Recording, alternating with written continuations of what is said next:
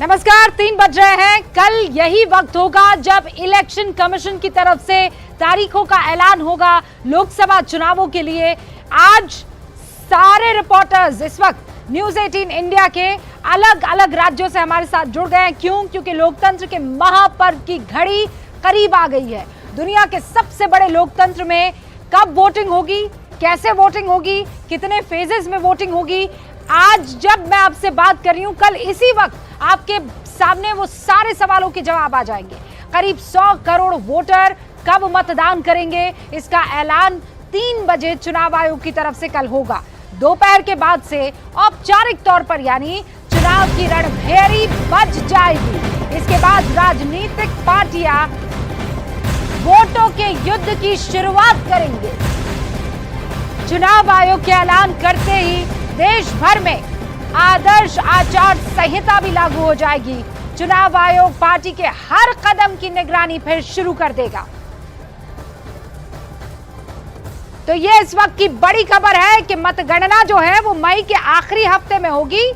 उधर अलग अलग फेजेस को लेकर जो सूत्रों के हवाले से खबर आई कि 3 ऐसे राज्य हैं जैसे उत्तर प्रदेश है, बंगाल है, बिहार है, यहां पर 6 से 7 फेजेस में मतदान हो सकता है। लेकिन बिहार और यूपी जो है वो एक तरफ और दूसरी तरफ बंगाल से ये मांग उठने लगी कि एक ही फेज में चुनाव करवाइए।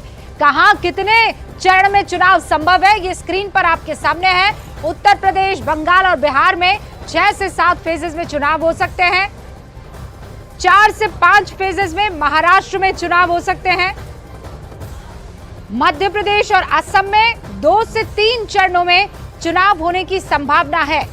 ये सूत्र हमें जानकारी दे रहे हैं। और जो एक फेज के चुनाव होंगे वो आपके सामने ये 6 राज्य हैं और बाकी केंद्र शासित प्रदेश यानी तमिलनाडु, केरल, गुजरात, हरियाणा, आंध्र प्रदेश, तेलंगाना और बाकी यूनियन टेरिटरीज में एक ही चरण में चुनाव की खबर आ रही है।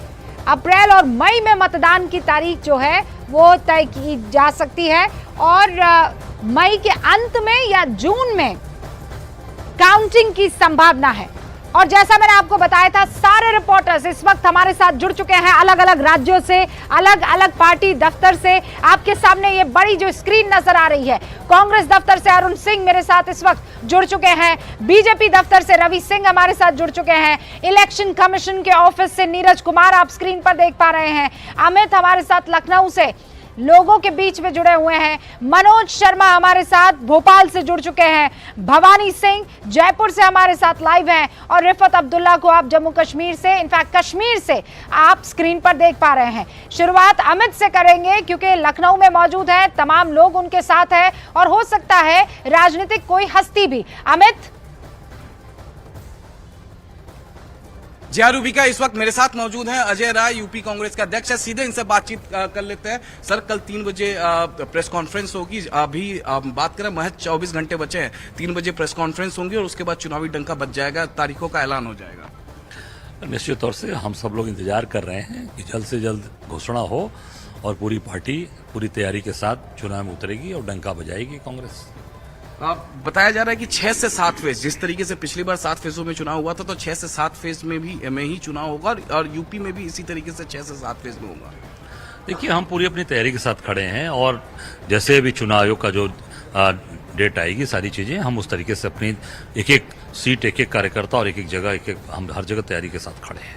रायबरेली, अमेठी समेत सभी जितने कैंडिडेट है, कब तक ऐलान हो जाएगा सर? ये बहुत जल्द, हमारी सारी तैयारी हो चुकी है, बहुत जल्द हम सूची जारी कर देंगे। रूबिका भी स्टूडियो में मौजूद है सर, रूबिका लियाकत, उनका भी सवाल है। रूबिका, आपका कोई सवाल? रूबिका अमित, सवाल ये है कि पश्चिम बंगाल में 6 से 7 फेजेस में चुनाव हो सकते हैं, लेकिन बंगाल से ये मांग उठ रही है कि एक ही फेज में चुनाव हो। अजय जी का इस पर क्या मत है? जी, रूबिका आपसे जानना चाहती है कि पश्चिम बंगाल में भी 6 से 7 फेज में चुनाव हो सकते हैं, लेकिन वहां से जो डिमांड उठ रही है कि एक ही फेज में चुनाव हो, इस पर आपका मत क्या है सर? मैं उत्तर प्रदेश की बात कर सकता हूं, उत्तर प्रदेश का अध्यक्ष हूं। उत्तर प्रदेश के अंदर जो भी चीजें आएंगी, उत्तर प्रदेश में निश्चित तौर से हमारे एक एक कार्यकर्ता, एक एक साथी उसके लिए तैयार बैठे हैं और पूरी ताकत के साथ उत्तर प्रदेश इस बार अपना दमखम दिखाएगा। उत्तर प्रदेश में पूरी ताकत के साथ कांग्रेस पार्टी इस बार इंडिया गठबंधन ताकत दिखाएगा। अजय जी क्या बता पाएंगे कि 80 में हमने से पूरी तरीके कितनी से उत्तर सीटें? प्रदेश जो इलेक्शन कमेटी है उन्होंने प्रस्ताव करके भेजा है और वहां की जनता की जो डिमांड है, आम कार्यकर्ताओं की डिमांड है कि वहां से गांधी परिवार का व्यक्ति आके चुनाव लड़े, क्योंकि गांधी परिवार के लोगों ने कभी अपनी जनता से झूठ नहीं बोला, कभी आकर फर्जी आंकड़े नहीं पेश किए। जिस प्रकार वहां से अमेठी में स्मृति ईरानी ने कहा कि भाजपा को वोट दो, कमल का बटन दबाओ और 13 रुपए किलो चीनी ले लो, कभी नहीं कहा। हम जो कहते हैं वो करते हैं। रोजगार से लेकर, फैक्ट्री से लेकर, विकास से लेकर सारा काम कांग्रेस पार्टी, राहुल जी ने किया, सोनिया जी ने किया और वहां की जनता की ये डिमांड है, जनता की चीजें हैं, तो हम लोगों ने वो प्रस्ताव करके भेजा है। 80 में से कितनी सीटें सर? आखिरी सवाल। 80 में निश्चित से तौर से हम डंके की चोट पर मजबूती से लड़ रहे हैं और ज्यादा से ज्यादा सीट मजबूती से जीतेंगे और अच्छे मार्जिन से जीतेंगे। Thank you sir. तो ये थे अजय राय रूबिका, जिनका साफ साफ ये कहना है कि डंके की चोट पर ये चुनाव लड़ेंगे और 80 जो सीटें हैं उसमें से ज्यादा सीटों पर चुनाव जीतेंगे। जी लेकिन रूबिका। आंकड़ा बताने से उन्होंने खुद को रोका अमित, लेकिन वो ये कह रहे हैं कि हम पूरी तरीके से तैयार हैं, पूरी कोशिश यहाँ पर करते हुए नजर आएंगे। अमित, यहाँ एक्सक्लूसिव कांग्रेस के उत्तर प्रदेश के अध्यक्ष अजय राय से बातचीत करते हुए आपको सुनाई दे रहे थे और इस वक्त अरुण सिंह भी हमारे साथ जुड़ चुके हैं, उनका भी रुख करते हैं। कांग्रेस दफ्तर में मौजूद है अरुण, कौन कौन आपके साथ और तारीखों के ऐलान को लेकर क्या उनकी प्रतिक्रिया?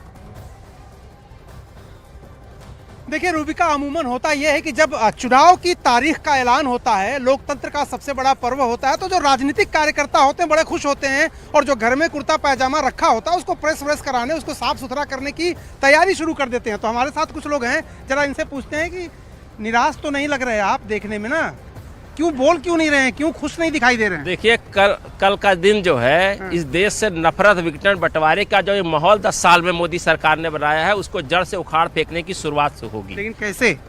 क्योंकि देश में अति पिछड़े दलितों के साथ जिस तरीके से द्वयम दर्जे का व्यवहार हुआ, एनसीआरबी के आंकड़ों से स्पष्ट है कि भारत की जो सरकार थी, मोदी सरकार, उसने इस देश में केवल नफरत, विघटन, बंटवारे किए। और बात तो बहुत आगे बढ़ गई, वो तो कह रहे 400 पार, बात तो बहुत आगे बढ़ गई। अब भाई ये जनता उनके जेब में भरी हुई है ना, क्यों 400-500 भी पार कर सकते हैं। अरे वो अपने विकास पर, अपने चेहरे पर जो देखिए, बीजेपी पूछती है ना कि हमारे पास तो मोदी, आपके पास कौन? मोदी हैं, लेकिन तुम्हारे पास नौटंकीबाज हैं। नहीं, आपके पास कौन हो ये पूछते हैं वो। हैं, क्यों नहीं? आज तक मोदी नहीं थे तो क्या राज नहीं चला है? अरे आपके पास कौन है ये पूछ रहे हैं। अब बहुतेरे हैं कांग्रेस में। यही तो प्रॉब्लम है, प्रॉब्लम ऑफ प्लेंटी। ये जो प्रॉब्लम ऑफ प्लेंटी है ना, बहुत है। कितने हैं आपके पास चेहरे? वही बहुत सारे हैं, आदरणीय राहुल जी हैं, प्रियंका जी हैं और बहुत सारे जो दूसरी कैटेगरी के। राहुल जी, प्रियंका जी की बात की आपने, और अमेठी और रायबरेली का अभी तय नहीं हो पा रहा है, क्या वजह है? ये पार्टी का अंदरूनी मामला है, हर पार्टी चुनाव में आप जा रहे हैं, अभी अंदरूनी